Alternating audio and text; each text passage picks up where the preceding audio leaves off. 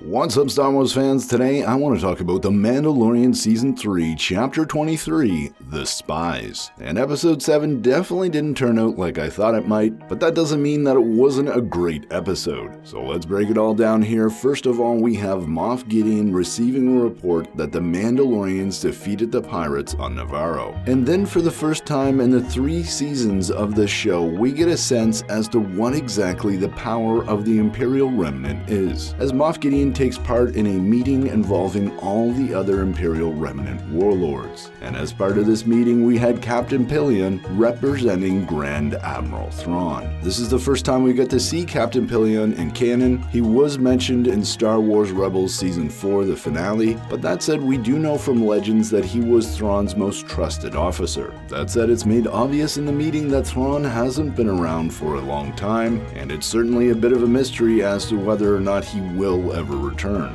And after Moff Gideon questions whether or not Thrawn will ever show his face again, he asks for resources to help defeat the Mandalorians, and he is granted TIE interceptors, TIE bombers, and even 3 Praetorian guards. Certainly it's interesting to see how in this episode very much the Mandalorian is bridging that gap between The Force Awakens and Return of the Jedi, seeing Brendol Hux and mention of the Praetorian guards, as well as Project Necromancer, which no doubt refers to a program attempting to clone the Emperor and bring him back to the galaxy. But as amazing as it was to see Moff Gideon back in the show, it was even better to see the 2 Mandalorian clans, or tribes as they refer to them in this episode, coming together on Navarro. And I was quite surprised that that was a peaceful meeting in the beginning. And what was also a surprise is that we got to see IG-11 once again. The Ancellans had modified IG-11 into sort of a mech droid that little Grogu could fit in. This no doubt was the most hilarious part of this episode, perhaps even this season, as using IG, little Grogu could respond to Din and Greef Karga with a simple yes or no. I thought it was absolutely great to see this evolution in the character of Grogu, and to see a little bit of that father-son relationship develop between Din Djarin and Grogu. But after this lighthearted moment, we move on with Bo-Katan asking for volunteers for a scouting party on Mandalore. The Mandalorians leave Navarro for Mandalore, and unsurprisingly, all the named Mandalorians that we know from the show volunteer to be part of this scouting party, and it's not long after they land on Mandalore that they discover other Mandalorians that somehow survived the Imperial Purge. And luckily for Bo-Katan and her scouting party, they know where the Great Forge is, but unfortunately, once they get there, they discover that the Imperials do indeed have this part of Mandalore locked down. But it's not stormtroopers that assault the Mandalorians. No, it's Imperial super commandos, which if I had to guess are indeed Mandalorians under Imperial rule, Mandalorians that follow Moff Gideon. Very similar to what we saw in Star Wars Rebels Season 3 and 4. But led by Bo-Katan and Din Djarin, the Mandalorians are able to repel the initial Imperial attack, forcing the Imperials back into their base, where they were able to set up a trap for the Mandalorians. And this is really where the fun begins. We get the reveal of Moff Gideon in Dark Trooper armor. It's a combination of Mandalorian armor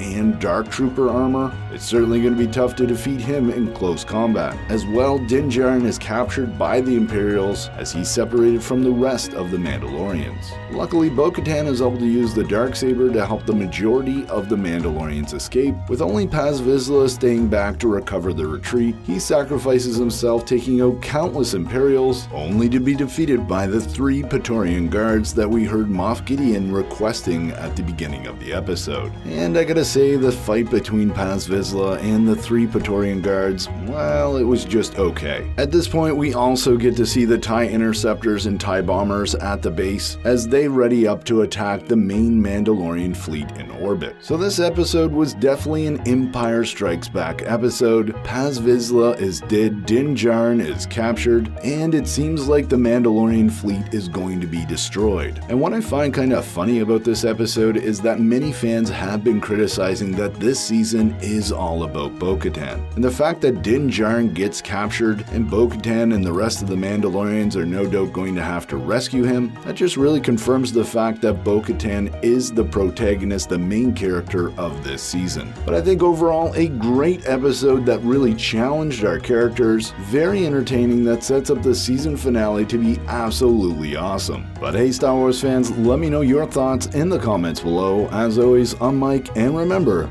the Force will be with you always.